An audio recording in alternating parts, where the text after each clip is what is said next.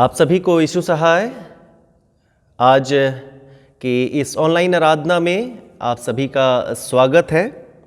और आज हम लोग 24 जनवरी 2021 के रविवार में हैं। आज प्रभु यीशु के जन्म दिवस के पश्चात 5वां प्रभुवार है और साथ ही आज का जो दिन है वह संत पौलुस का जो साथी सुसमाचार प्रचारक था तीमुथियुस, उसका भी दिन है। हम प्रार्थना करें। वचन हमसे कहता है, आत्मा आप ही हमारी आत्मा के साथ गवाही देता है कि हम परमेश्वर की संतान हैं, और यदि संतान हैं तो वारिस भी।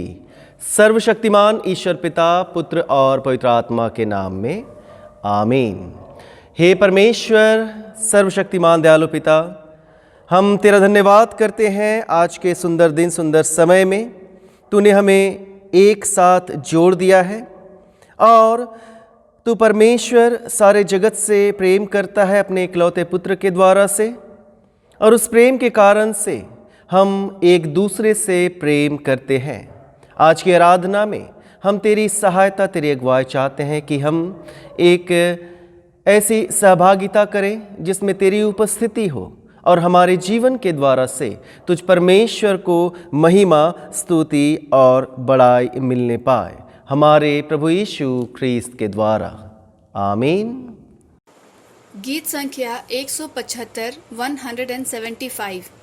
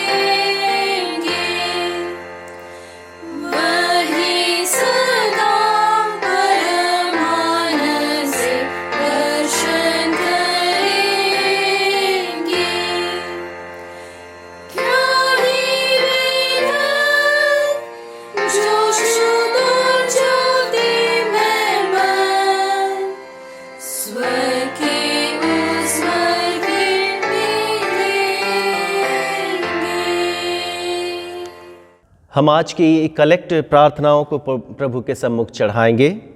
हे सर्वशक्तिमान परमेश्वर, तेरी सेवा करना ही पूर्ण स्वतंत्रता है। हमें सिखा कि हम दासत्व भय से नहीं परंतु अबोध बच्चे के भरोसे की नाई तेरी सेवा करें, ताकि हम तेरे पुत्र हमारे प्रभु यीशु ख्रिस्त के सत्संग में जीवन की सिद्धता की ओर बढ़ते जाएं। उसी के द्वारा जो तेरे और पवित्र आत्मा के साथ एक परमेश्वर अब और सदा जीता और राज्य करता है। आमीन। हम पवित्र पौलुस के साथी तीमुथियुस के जीवन के लिए परमेश्वर को धन्यवाद देंगे। हे स्वर्गीय पिता, तूने अपने सेवक तीमुथियुस को बुलाया कि वह सुसमाचार प्रचार के काम में प्रेरित पौलुस का सहकर्मी हो यह वर दे कि वे सब जो तेरी दाग की बारी में परिश्रम करते हैं आपसी प्रेम में साथ साथ काम करें और तेरे राज्य की सेवा में न केवल अपना सब कुछ परंतु अपने आप को भी दे दें, हमारे प्रभु यीशु ख्रिस्त के द्वारा, जो तेरे और पवित्र आत्मा के साथ एक परमेश्वर अब और सदा जीता और राज्य करता है। आमीन। हे सर्वशक्तिमान दयालु पिता परमेश्वर, हम धन्यवाद करते हैं कि तूने आज की ऑनलाइन की इस आराधना में हम सभी एक एक परिवारों को आराधना के इस क्रम में जोड़ दिया है। हे पिता, तू ही अपने चुने हुए एक एक परिवारों को शांति से निश्चिंत रहने के स्थानों में वास कराता है। हम धन्यवाद के साथ एक एक परिवारों को, माता पिता को, भाई बहनों को, बच्चों को तुझ परमेश्वर के पवित्र दया में हाथों में सौंप देते हैं कि तेरे आशीष, तेरा अनुग्रह और तेरी चंगाई हर एक के जीवन में कार्य करे। और जहाँ कहीं दुर्बलताएं हैं वहाँ तो उन्हें बलवंत जीवन प्रदान कर। और पिता परमेश्वर, जिनके जीवन में तुझ परमेश्वर के निकट और भी अधिक आशीषों के अनुग्रह की आवश्यकताएं हैं, तो ही अपने दाहिने हाथ को बढ़ाकर सेंत मेंत अपने पुत्र के नाम के द्वारा से हर एक के जीवन में प्रदान कर। एक एक परिवारों को तुझ परमेश्वर के पवित्र और दया में हाथों में सौंपते हैं, प्रार्थना मांगते हैं उद्धारकर्ता यीशु ख्रिस्त के नाम में, आमीन। हे परमेश्वर, तूने सब जाति के मनुष्यों को एक ही लहू से सारी पृथ्वी पर वास करने के लिए उत्पन्न किया और अपने धन्य पुत्र को इसलिए भेजा कि जो दूर हैं और जो निकट हैं दोनों को मेल का प्रचार करे। यह वर दे कि इस देश के सब लोग तुझे टटोल कर पाएँ। और हे स्वर्गीय पिता, उस प्रतिज्ञा को शीघ्र पूरा कर जो तूने की है कि मैं सारे मनुष्यों पर अपना आत्मा उंडेलूँगा, हमारे त्राता यीशु ख्रिस्त के द्वारा, आमीन। हम पाप अंगीकार की प्रार्थना में जाएंगे।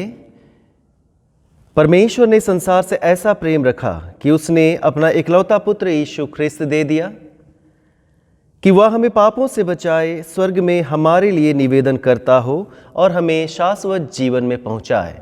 इसलिए हम पश्चाताप और विश्वास के साथ अपने पापों का अंगीकार करें। हम परमेश्वर की कृपा से उसकी आज्ञाओं का पालन करने का और सब लोगों के साथ मेल मिलाप और प्रेम से रहने का दृढ़ संकल्प करें। हम पाप अंगीकार की प्रार्थना एक साथ करेंगे। हे सर्वशक्तिमान परमेश्वर, हमारे स्वर्गीय पिता, हमने मन, वचन और कर्म से तेरे विरुद्ध और एक दूसरे के विरुद्ध पाप किया है। हमने अपनी अज्ञानता और दुर्बलता के कारण और जानबूझकर भी बुराई की है और भलाई करने में असफल रहे हैं। इन सब पापों के लिए हम सचमुच खेदित हैं और अंतःकरण से पश्चाताप करते हैं। तेरे पुत्र यीशु ख्रिस्त ने हमारे लिए अपने प्राण दिए, उसी के कारण हमने जो पाप किए हैं उनको क्षमा कर और यह वर दे कि भविष्य में हम नया जीवन पाकर सदा तेरी सेवा करें, ताकि तेरे पवित्र नाम की महिमा हो, आमीन। सर्वशक्तिमान परमेश्वर उन सबको क्षमा करता है जो एक दूसरे को क्षमा करते और सच्चा पश्चाताप करते हैं। वह हम सब पर दया करे, हमारे सब पापों को क्षमा करे और उनसे हमको छुटकारा दे, सब भले कामों में हमें स्थिर और सबल करे और शाश्वत जीवन में बनाए रखे, हमारे प्रभु यीशु ख्रिस्त के द्वारा, आमीन। परमेश्वर का धन्यवाद हो। पहला पाठ यहेजकेल की पुस्तक 36 अध्याय 22 पद से 28 पद तक। यहेजकेल 36 अध्याय 22 से 28। इस कारण तू इज़राइल के घराने से कह, परमेश्वर यहोवा यूँ कहता है, हे इज़राइल के घराने, मैं इसको तुम्हारे निमित्त नहीं परंतु अपने पवित्र नाम के निमित्त करता हूँ, जिसे तुमने उन जातियों में अपवित्र ठहराया जहाँ तुम गए थे। मैं अपने बड़े नाम को पवित्र ठहराऊँगा जो जातियों में अपवित्र ठहराया गया, जिसे तुमने उनके बीच अपवित्र किया।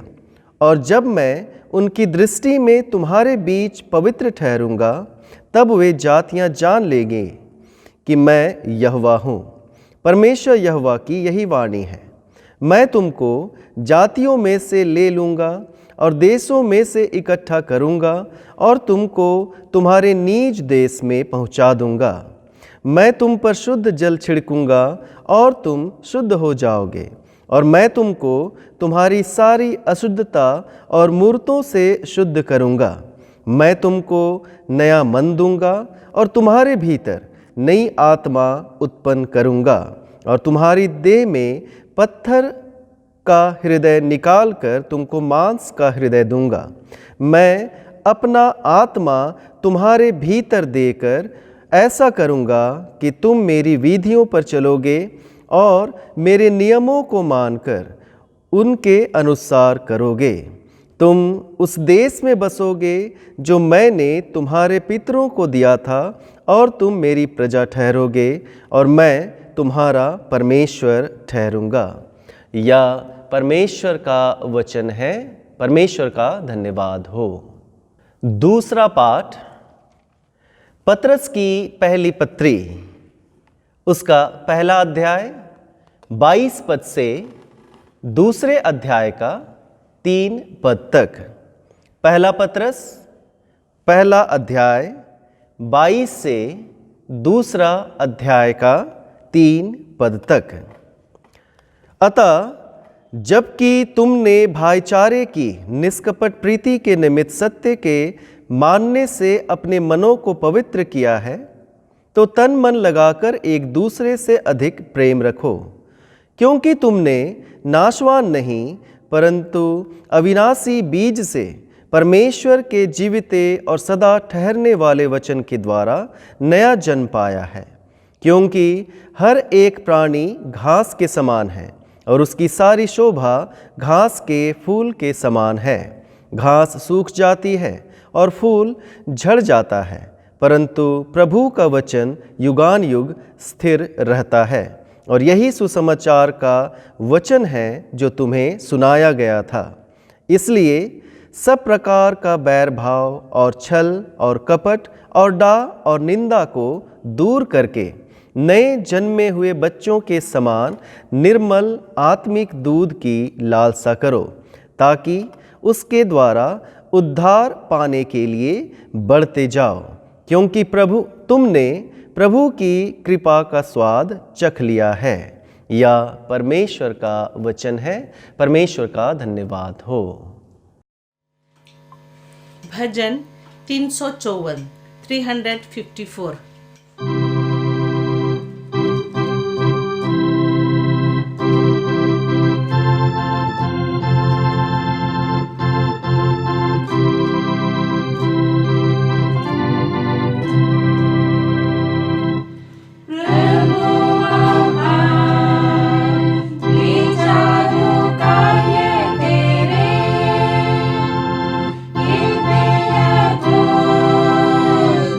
तूने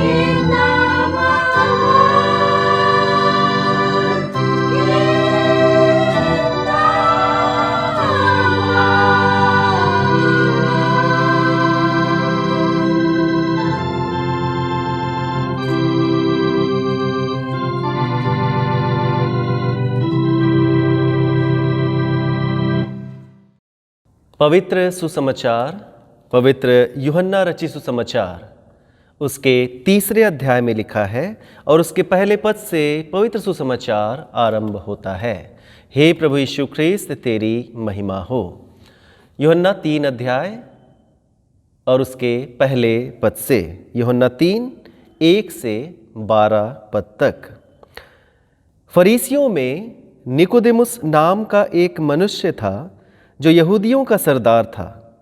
उसने रात को यीशु के पास आकर उससे कहा, हे रब्बी, हम जानते हैं कि तू परमेश्वर की ओर से गुरु होकर आया है, क्योंकि कोई इन चिन्हों को जो तू दिखाता है, यदि परमेश्वर उसके साथ ना हो तो नहीं दिखा सकता। यीशु ने उसको उत्तर दिया, मैं तुझसे सच सच कहता हूँ, यदि कोई नए सिरे से न जन्मे तो परमेश्वर के राज्य को नहीं देख सकता। निकोदेमुस ने उससे कहा, मनुष्य जब बूढ़ा हो गया तो कैसे जन्म ले सकता है? क्या वह अपनी माता के गर्भ में दूसरी बार प्रवेश करके जन्म ले सकता है? यीशु ने उत्तर दिया, मैं तुझसे सच सच कहता हूँ, जब तक कोई मनुष्य जल और आत्मा से ना जन्मे तो वह परमेश्वर के राज्य में प्रवेश नहीं कर सकता। क्योंकि जो शरीर से जन्मा है वह शरीर है, और जो आत्मा से जन्मा है वह आत्मा है। अचंभा ना कर कि मैंने तुझसे कहा, तुझे नए सिरे से जन्म लेना अवश्य है। हवा जिधर चाहती है उधर चलती है और तू उसका शब्द सुनता है, परंतु नहीं जानता कि वह कहाँ से आती और किधर को जाती है। जो कोई आत्मा से जन्मा है वह ऐसा ही है। निकोदेमुस ने उसको उत्तर दिया, ये बातें कैसे हो सकती हैं? यह सुनकर यीशु ने उससे कहा, तू इज़राइलियों का गुरु होकर भी क्या इन बातों को नहीं समझता? मैं तुझसे सच सच कहता हूँ कि हम जो जानते हैं वह कहते हैं, और जिसे हमने देखा है उसकी गवाही देते हैं, और तुम हमारी गवाही ग्रहण नहीं करते। जब मैंने तुमसे पृथ्वी की बातें कहीं और तुमने विश्वास नहीं करते, तो यदि मैं तुमसे स्वर्ग की बातें कहूँ तो फिर कैसे विश्वास करोगे? या प्रभु यीशु ख्रिस्त का सुसमाचार है। हे प्रभु यीशु ख्रिस्त, तेरी स्तुति हो। सर्वशक्तिमान ईश्वर पिता, पुत्र और पवित्र आत्मा के नाम में आमीन। फिर से आज के इस सुंदर दिन में आप सभी का स्वागत है कि हम परमेश्वर के वचनों को और विशेष करके सुसमाचार को सुन पाते हैं, जिस सुसमाचार में प्रभु यीशु ख्रिस्त और निकोदेमुस के बीच में जो बातचीत हुई उसके विषय हम सुने हैं। और जो विषय हमें आज मिलता है, हमने सुना कि आज प्रभु यीशु के जन्मदिवस के बाद आज 5वां प्रभुवार है। तो आज के लिए हमारा विषय है कि परमेश्वर के राज्य में प्रवेश करने के लिए हमें आत्मिक पुनर्जन्म की आवश्यकता है। परमेश्वर के राज्य में यदि हम प्रवेश करना चाहते हैं तो हमें फिर से नए सिरे से जन्म लेने की आवश्यकता है। और इसमें बात आती है बॉर्न अगेन की बात, कि नया जन्म, फिर से जन्म लेना।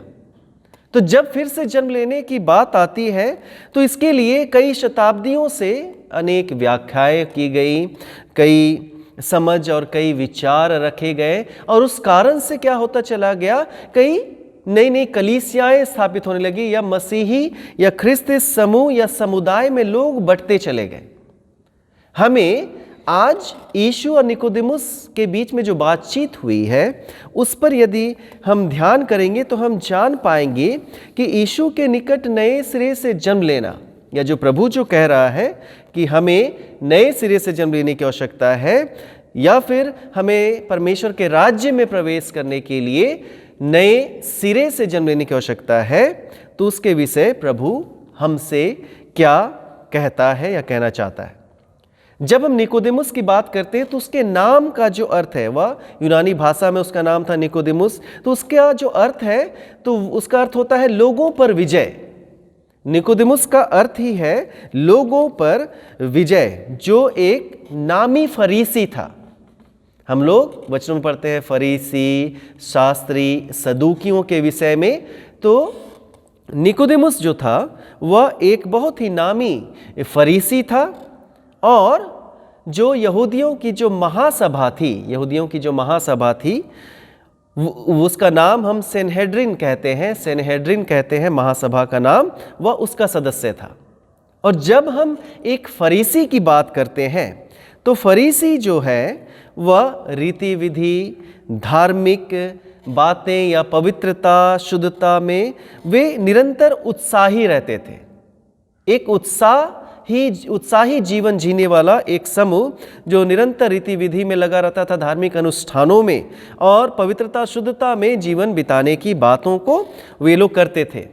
और मूसा के द्वारा जो व्यवस्था उन्हें दी गई थी, उनमें और भी कई परंपराएं उन्होंने जोड़कर क्या कर दिया था, पुराने नियम में के अनुसार उन्होंने नए नए नियम जोड़ दिए थे कि हर एक लोगों को वैसे ही रीति विधि का पालन करते हुए, धार्मिक अनुष्ठानों को करते हुए अपने जीवन में धार्मिकता को पूरा करना है। और उनके द्वारा, कथन के द्वारा से, उसी से वे लोग परमेश्वर का राज्य को पा सकते हैं या परमेश्वर उनके साथ हो सकता है। वहाँ पर जब प्रभु यीशु ख्रिस्त के समय की बात यदि करें या फिर हेरोदेस राजा के समय की बात करें, तो यीशु ख्रिस्त से पहले जो मंदिर का दोबारा निर्माण किया गया था उसे वह हेरोदेस महान ने कराया था। हेरोदेस महान यीशु के जन्म से पहले जो वहाँ का राजा था वह कराया था। उस हेरोदेस महान के समय में लगभग 6000 फरीसी उस प्रदेश में थे। यहूदा प्रदेश में लगभग 6000 फरीसी थे। तो हम फरीसियों के विषय और उसी से जुड़े हुए एक धार्मिक गुरु निकोदेमुस के विषय हम जान गए कि वह कौन था, और वह यीशु के पास आता है।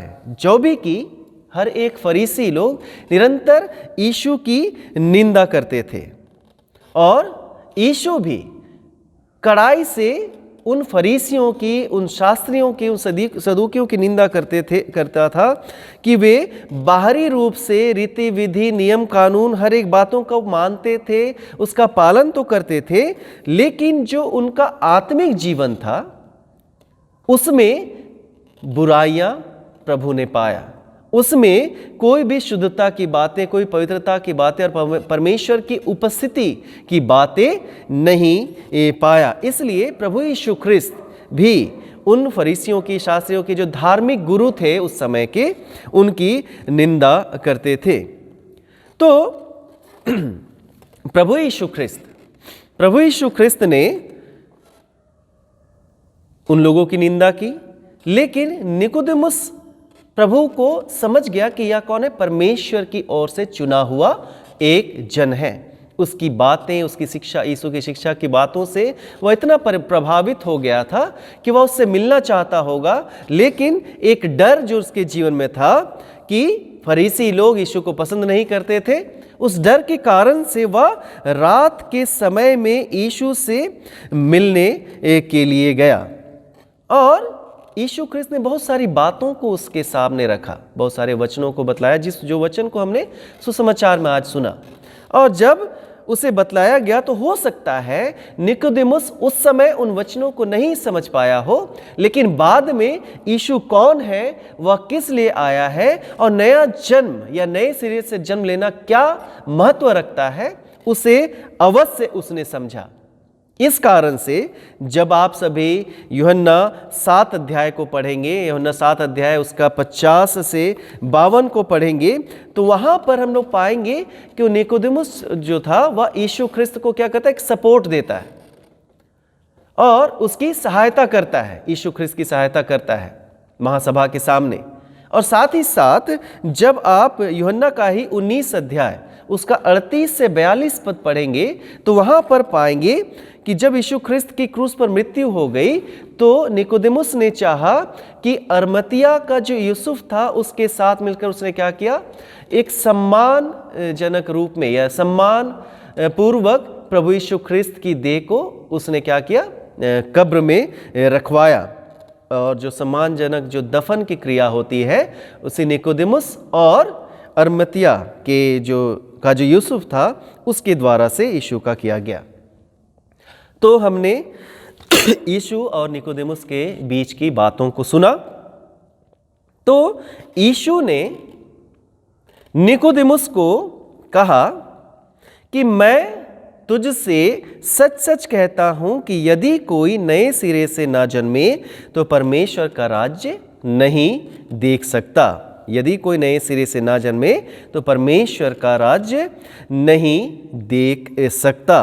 क्योंकि निकोदेमुस यीशु के पास आकर उससे पूछता है, हे रब्बी, हम जानते हैं कि तू परमेश्वर की ओर से गुरु होकर आया, क्योंकि कोई चिन्ह, इन चिन्हों को जो तू दिखाता है, यदि परमेश्वर उसके साथ ना हो तो नहीं देख सकता। उसने यीशु से बातचीत करना आरंभ किया, लेकिन यीशु ने सीधे रूप में उससे कहा कि परमेश्वर के राज्य में प्रवेश करने के लिए क्या करना होगा? नए सिरे से जन्म लेना होगा। परमेश्वर के राज्य में प्रवेश करने के लिए नए सिरे से जन्म लेना होगा। निकोदेमुस दूसरी बातों को कहा, लेकिन प्रभु यीशु ख्रिस्त ने सीधे वह किस इच्छा से यीशु के पास आया है वह समझ गया, और निकोदेमुस को सही बातों को सीधे रूप में वह बताने लगा कि तुझे नए सिरे से जन्म लेने की आवश्यकता है। और वह नया जन्म क्या है? आत्मिक रूप से नए सिरे से जन्म लेना। क्योंकि फरीसी लोग, शास्त्री लोग, सदूकी लोग धार्मिक मामलों के बहुत बड़े ज्ञाता थे, और निकोदेमुस जो यीशु से मिलने आया था वह भी सब कुछ जानता था। लेकिन सबसे पहली बात प्रभु ने उससे यही कहा कि नए रूप से तुझे जन्म लेना होगा, या फिर किसी भी मनुष्य को नए सिरे से जन्म लेने की आवश्यकता है। और ये लोग, फरीसी लोग, शास्त्री लोग, वह यीशु की बातों को नहीं मानते थे और पसंद नहीं करते थे। उनका मानना था कि स्वर्ग के राज्य में प्रवेश करने के लिए जो कार्य, जो रीति विधि, जो नियम ठहराए गए हैं, उन सारे कामों को जब वे पूरा करेंगे, उसी के द्वारा से ही वे लोग स्वर्ग के राज्य में प्रवेश कर जाएंगे। लेकिन यीशु ख्रिस्त उन्हें सिखलाते, उन्हें बतलाते हैं कि हर एक नियम कानून जो लिखित रूप में मिला है, उससे कहीं अधिक, उससे कहीं बढ़कर भीतरी जीवन में, हमारे आत्मिक जीवन में एक परिवर्तन लाने की आवश्यकता है। वह क्या होगा? यीशु पर विश्वास करना, यीशु पर विश्वास करना और परमेश्वर पर भरोसा रखना। वह रीति विधियों को पालन करने से कहीं अधिक बढ़कर बात है कि जो बातें प्रभु यीशु ख्रिस्त उन्हें बतला रहा है या हमें बतला रहा है, उस पर भरोसा करने की आवश्यकता है। कि हमें नए सिरे से जन्म लेने की बात जब आती है तो हमें सबसे पहले विश्वास करना होगा और परमेश्वर पर भरोसा रखना होगा कि वही सिर्फ हमें एक नया जन्म दे सकता है, हमारे भीतरी मनुष्यत्व को वही बदल सकता है। और प्रभु यीशु ख्रिस्त कहता है 5वां पद में कि जब तक कोई मनुष्य नए सिरे से, जब तक कोई मनुष्य जल और आत्मा से ना जन्मे तो वह परमेश्वर के राज्य में प्रवेश नहीं कर सकता। पहली बात हमने सुना कि यीशु ने निकोदेमुस को बतलाया कि हर एक को फिर से नए रूप से जन्म लेना होगा। वह धार्मिक अनुष्ठान से कहीं अधिक बढ़कर बातें हैं कि हमारा विश्वास परमेश्वर में मजबूत हो, कि हम जो एक बार परमेश्वर के निकट आकर परमेश्वर को, प्रभु यीशु ख्रिस्त को, पवित्र आत्मा को ग्रहण कर लिए हैं, तो उसी विश्वास में हमें निरंतर बढ़ना होगा। और प्रभु बतलाता है कि जब मनुष्य जल और आत्मा से जन्म लेता है, जब मनुष्य जल और आत्मा से जन्म लेता है, तब क्या होता है? वह परमेश्वर के राज्य में प्रवेश करता है। हम लोग बपतिस्मा के समय में जल को उंडेलते हैं दृश्य रूप में, और हम विश्वास करते हैं कि आत्मा, परमेश्वर का आत्मा उस बच्चे पर या उस बड़े पर जिन्होंने बपतिस्मा लिया है, उस पर परमेश्वर का आत्मा उसी घड़ी उतरता है। पिता, पुत्र और पवित्र आत्मा के नाम से बपतिस्मा दिया जाता है। लेकिन जब हम शाब्दिक अर्थ, जो जल का शाब्दिक अर्थ है वह पानी ही है, लेकिन जब हम उसको विशेष अर्थ में देखते हैं तो ठीक जब आप यूहन्ना का ही 4 अध्याय में जाएंगे तो वहां पर सामरी स्त्री और यीशु ख्रिस्त की बातें हैं। तो सामरी और यीशु ख्रिस्त की बातों में हम लोग देखते हैं कि पहले तो यीशु ख्रिस्त उस स्त्री से पानी मांगता है, लेकिन जब बातचीत होने लगती है तो यीशु ख्रिस्त उससे कहता है कि यदि तू जानती कि जो तुझसे यह बात कर रहा है या जो मांग रहा है पानी, तो उससे मांगती तो वह तुझे क्या देता? जीवन का जल देता। तो जब हम बपतिस्मा लेते हैं, जब हम विश्वास में आते हैं तो क्या होता है? हम उस यीशु में बपतिस्मा लेते हैं।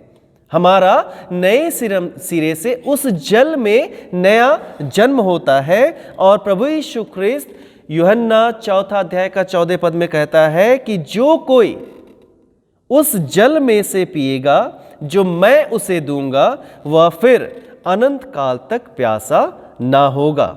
वह क्या होगा? वह एक सोता बन जाएगा और अनंत जीवन के लिए उमड़ता रहेगा। तो ख्रिस्त में अति प्रिय, यीशु और निकोदेमुस के बात से हम यही सीख पाते हैं कि प्रभु यीशु ख्रिस्त चाहता है कि हम फिर से एक नए सिरे से जन्म लें। नए सिरे से जन्म लेना क्या है? कि प्रभु यीशु ख्रिस्त जो जीवन का जल है वह हमारे जीवन में आ उतरे। हम बाहर से भी हम अवश्य धार्मिक गतिविधियों में अवश्य शामिल हो, लेकिन हमारे अंदर भी एक परिवर्तन आए कि हम विश्वास में बढ़ते जाएं। और जैसा लिखता है कि हम जब प्रभु यीशु ख्रिस्त को अपने जीवन में स्थान देते हैं, उस जल को जब हम लोग पी लेते हैं तो क्या होता है? हम एक सोता बन जाते हैं, जीवन का सोता बन जाते हैं। और अनंत जीवन के लिए वह क्या होता है? निरंतर उमड़ता रहता है। और परमेश्वर ही हमसे कहता है कि वह क्या करेगा? हमें नया मन देगा।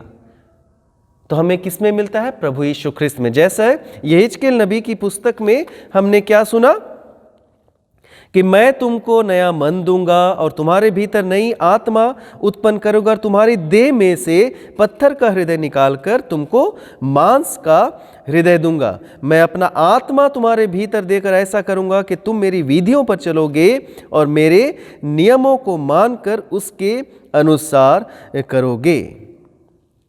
तो यह क्या है? परमेश्वर के द्वारा दिया गया जीवन का जल यीशु ख्रिस्त ही है। एक बार जब वह हमारे जीवन में फिर से नए सिरे से जन्म ले लेता है तो हम लोग क्या हो जाते हैं? एक सोता बन जाते हैं और अनंत जीवन तक के लिए निरंतर वह सोता उमड़ता रहता है। हमारा जो हृदय पत्थर हो गया है उसमें क्या करेगा? परमेश्वर मांस का हृदय देगा। हमारे मनों को परमेश्वर क्या कर देगा? एकदम से वह नया कर देगा। और परमेश्वर अपने आत्मा को यीशु ख्रिस्त के द्वारा से हमारे जीवन में उंडेल देगा।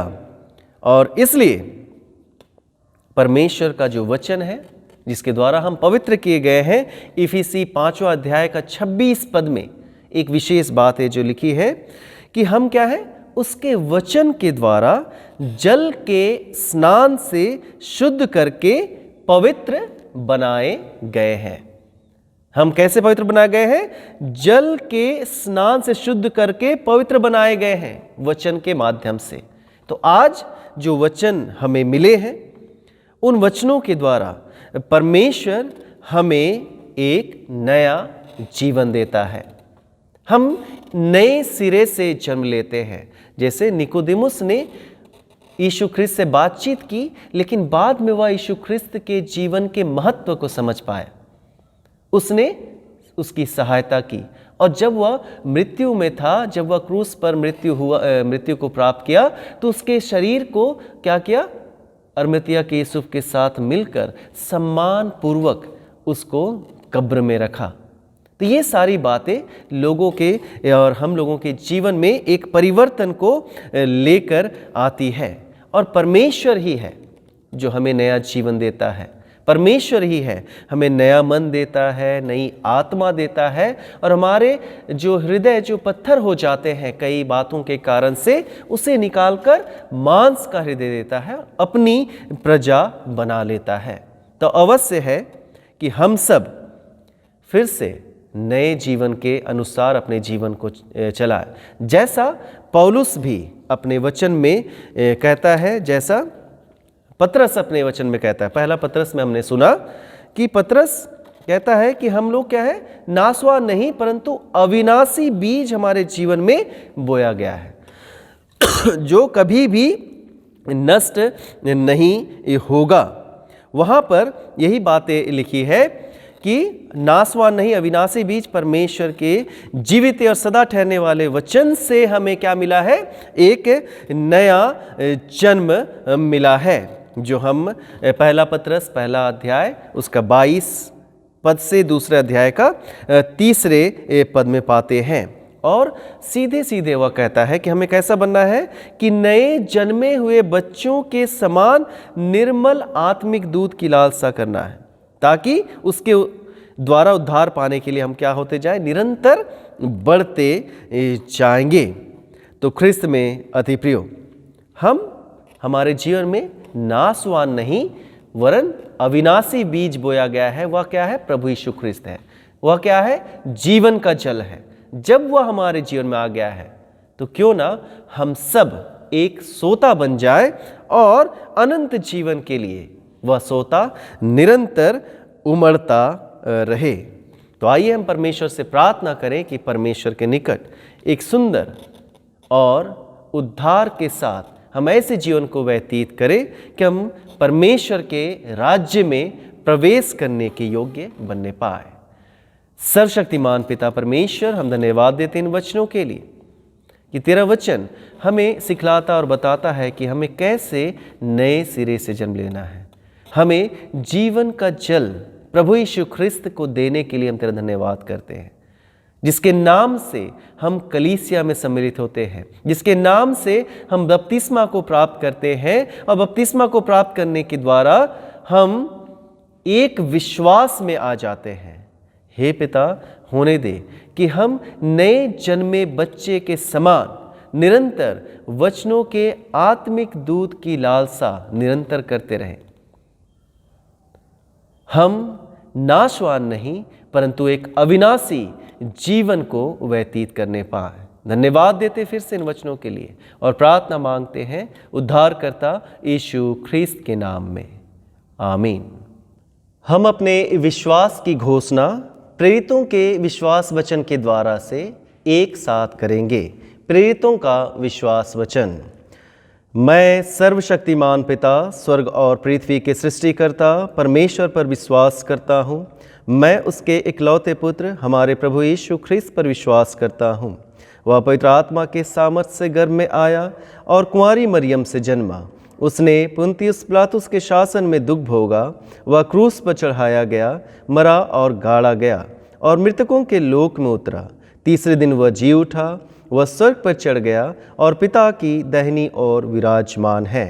वह जीवितों और मृतकों का न्याय करने को फिर आएगा। मैं पवित्र आत्मा पर, पवित्र सार्वलौकिक कलीसिया पर, संतों की संगति, पापों की क्षमा, देह के पुनरुत्थान और अनंत जीवन पर विश्वास करता हूँ, आमीन। गीत नंबर 131 131।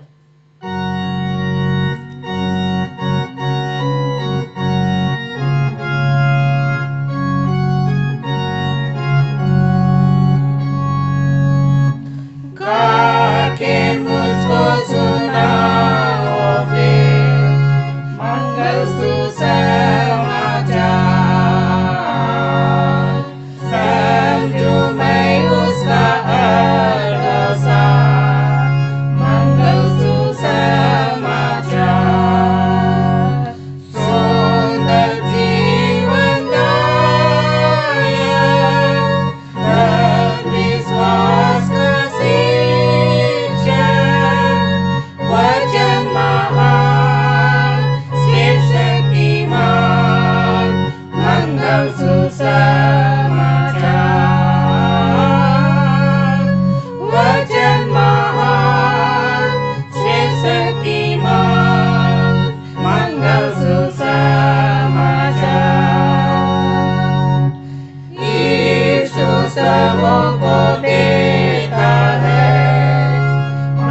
मंगल सुसमाचार,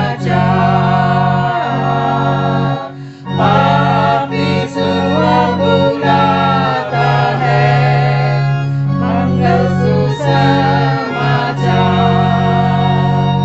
सेठ में धर्म को देता, स्वर्ग की ओर खींचेगा, वचन महान श्रेष्ठ शक्तिमान, मंगल सुसमाचार। वचन महान श्रेष्ठ शक्तिमान, मंगल सुसमाचार।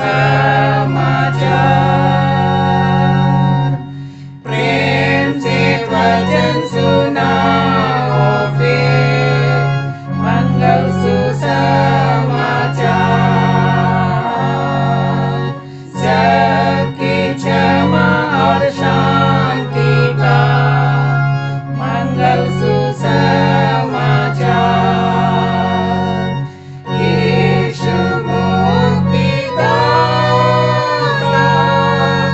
सबको सुनाता, वचन महान श्रेष्ठ शक्तिमान, मंगल सुसमाचार।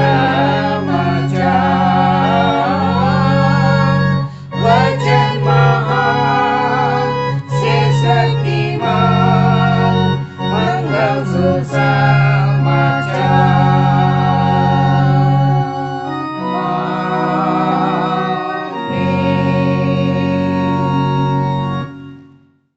प्रत्येक दान जो आज हमने श्रद्धापूर्वक अर्पण किया है, हम उस पर परमेश्वर की आशीष को मांगे, हम प्रार्थना करें। हे प्रभु परमेश्वर, अनादिकाल से अनादिकाल तक तू धन्य है। हे प्रभु, महिमा पराक्रम शोभा सामर्थ्य और विभव तेरा ही है, क्योंकि आकाश और पृथ्वी में जो कुछ है वह तेरा ही है। हे प्रभु, राज्य तेरा है और तू सबों के ऊपर मुख्य और महान ठहरा है। धन आदर महिमा तेरी ओर से हमें मिलती है, और आज के सुंदर दिन में प्रत्येक दानों को हम अपने मुट्ठियों को खोल कर अर्पण करते हैं। हे पिता, प्रत्येक दानों पर तेरी आशीष हो कि यह तेरी पवित्र कलीसिया की बढ़ती में काम आए, और जिन्होंने अपने मुट्ठियों को खोल कर अपने भंडारों से अर्पण किया, उनके जीवन भंडारों पर भी तेरी अपरंपार आशीष होने पाए, हमारे प्रभु यीशु ख्रीस्त के द्वारा। आमीन। आइए हम परमेश्वर पिता के निकट धन्यवाद की प्रार्थनाओं को करें। आज के दिन में जो अपने जन्मदिवस को मना रहे हैं, या फिर पूरे सप्ताह जिनका जन्मदिवस होगा, विवाह का वर्षगांठ होगा, जिन्होंने अपने जीवन में परमेश्वर के द्वारा चंगाई को प्राप्त किया है, शारीरिक रूप से, आत्मिक रूप से, और साथ ही हम विभिन्न आशीषों के लिए परमेश्वर को धन्यवाद देंगे।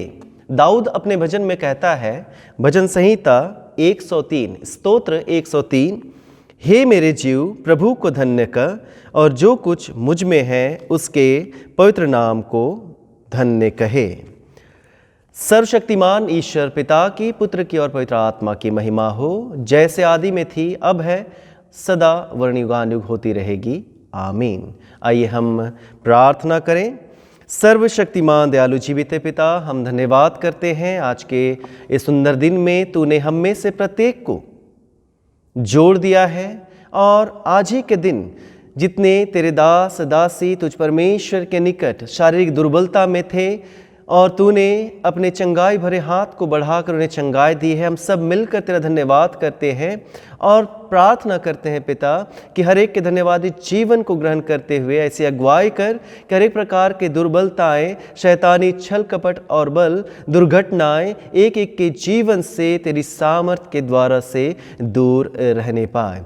हे पिता, साथ ही हम धन्यवाद करते हैं जो इन दिनों में अपने जन्मदिन को मनाते हैं। हम धन्यवाद देते हैं कि बीते वर्ष, बीते साल में तू उनका रक्षक और सहायक हुआ, उनके उठने बैठने आने जाने में और विभिन्न प्रकार के क्रियाकलापों में तो उनका रक्षक रहा और उनके जीवन में नए वर्ष को जोड़ दिया है। हम धन्यवाद करते हैं कि के साथ मिलकर कि तू उन्हें भी ग्रहण कर और होने दे कि नए वर्ष का आरंभ तुझ परमेश्वर के निकट धन्यवाद चढ़ाते हुए जब करते हैं तो होने दे पिता कि हर एक कार्य तुझी में आरंभ करें, तेरी इच्छा के अनुसार करते जाएं और अपने जीवन के हर एक काम तुझी में समाप्त कर तेरे ही धन्यवादी इस नए वर्ष में भी बने रहने पाए। साथ ही पिता हम प्रार्थना करते हैं जो अपने वैवाहिक जीवन में और एक वर्ष में प्रवेश करते हैं। पिता परमेश्वर, तू ही ने हम मनुष्य जाति से प्रेम किया और एक पति और पत्नी तुझ परमेश्वर के सामर्थ्य और अगुवाई में एक दूसरे से प्रेम में निरंतर बढ़ते जाते हैं। हे पिता, धन्यवाद करते हैं हर एक जो आज अपने वर्षगांठ को मना रहे हैं विवाह का। तू ही हर एक के जीवन को, परिवारों को ग्रहण कर और अपनी महिमा में हर एक परिवारों को तू ही बढ़ाता चल और तेरा आशीष, तेरे अनुग्रह, तेरे वरदान हर एक के जीवन में निरंतर कार्य करने पाए। हे पिता, तू ही हर एक आशीषों का, वरदानों का दाता है। धन्यवाद करते हैं और एक एक परिवार को, एक एक के जीवन को जिस पर तूने अपने विभिन्न आशीषों को उंडेला, हर एक के जीवन के साथ मिलकर हम तुझे धन्यवाद की भेंट चढ़ाते हैं और प्रार्थना मांगते हैं उद्धारकर्ता यीशु ख्रीस्त के नाम में, आमीन। हम प्रभु की प्रार्थना को एक साथ करेंगे। हे हमारे पिता, तू जो स्वर्ग में है, तेरा नाम पवित्र माना जाए, तेरा राज्य आए, तेरी इच्छा से स्वर्ग में पूर्ण होती है वैसे पृथ्वी पर भी हो। हमारे दिन भर की रोटी आज हमें दे, हमारे अपराधों को क्षमा कर जैसे हमने अपने अपराधियों को क्षमा किया है। हमें परीक्षा में ना डाल परंतु बुराई से बचा, क्योंकि राज्य, पराक्रम और महिमा अब और सर्वदा तेरी ही है, आमीन। समापन प्रार्थना। हे सर्वशक्तिमान परमेश्वर, तूने हम सभी को जो आज ऑनलाइन आराधना में जुड़े हैं ऐसा अनुग्रह दिया है कि हम सब ने इस समय एक साथ एक चित्त होकर तुझसे अपनी साधारण विनतियां की हैं और तू प्रतिज्ञा करता है, जब 2 व 3 मेरे नाम पर एकत्रित हो तब मैं उनका मांगा वर दूंगा। अब हे सर्वशक्तिमान प्रभु परमेश्वर, एक एक परिवारों, दास दासियों, बच्चों के मनोरथ और विनतियाँ इस रीति से पूर्ण कर जिससे उनका परम लाभ हो। हे पिता परमेश्वर, इस लोक में अपने सत्य का ज्ञान और परलोक में अनंत जीवन को हमें दान दे, हमारे प्रभु यीशु ख्रीस्त के द्वारा, आमीन।